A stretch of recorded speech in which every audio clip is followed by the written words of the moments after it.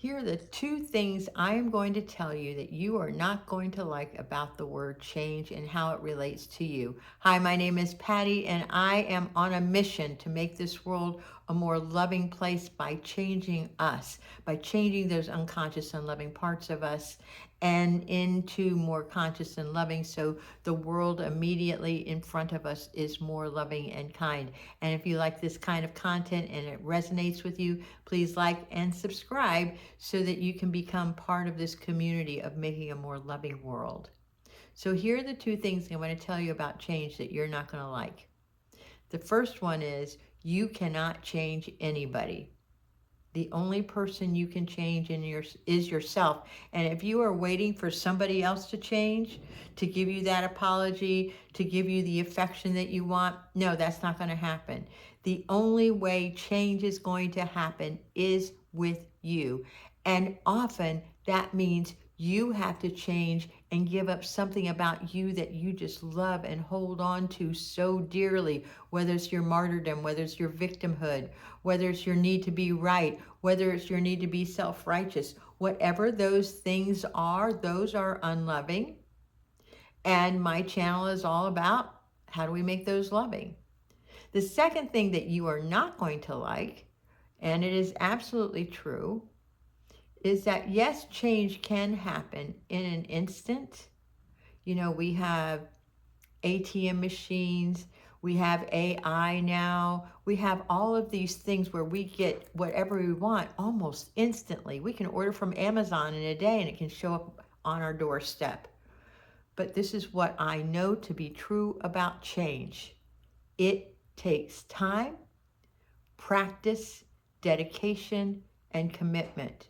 And if you don't have all of those things going for you in your life, you are going to be sorely disappointed, because change means you have to put in the effort. I have seen hundreds, if not thousands, of people heal from a health condition through some various practices, but they weren't able to sustain it because they went back to their old patterns. When I take dance classes or when I take any kind of classes, whether it's this one that I'm teaching or if I'm taking a class, whether it's piano or dance or whatever that is, if I don't practice it, there will not be change. My dance instructor told me practice makes permanent. It doesn't make it perfect. We don't know really what perfect is. But what I'm asking is, if there is something in your life that you have to change, that you see that you have to change, that people have come around and you say, hey, you may want to do something about your blah, blah, blah. If you do not make the change and you do not make it sustain it, then you're going to say, oh, this didn't work. Why? Because you didn't spend the time on it. That's it. Clear and simple. So today I'm reading from the first day of January 1 of Courage to Change. And I wanted to say this on January 1, but something else got in the way. But this really supports my efforts in what I'm trying to tell you and share with you today. The other thing is, I do want to share that there are things that can happen in an instant.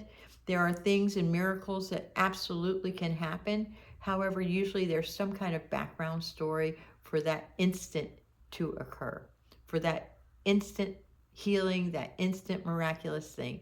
I'm not saying it doesn't happen, but what I am saying, in order to remove the bondages of your heart, of greed and avarice and anger and bitterness and disillusionment, it's going to take time to remove them because you've been practicing them a long time.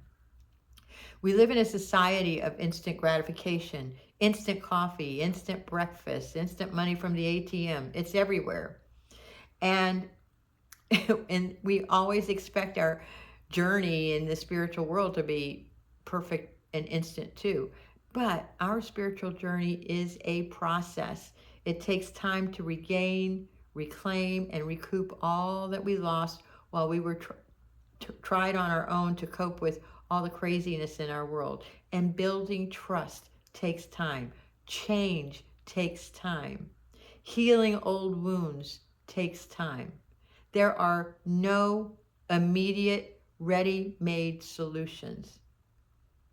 But the tools can lead us to the answers that are right for us. And we all have dark times in our lives.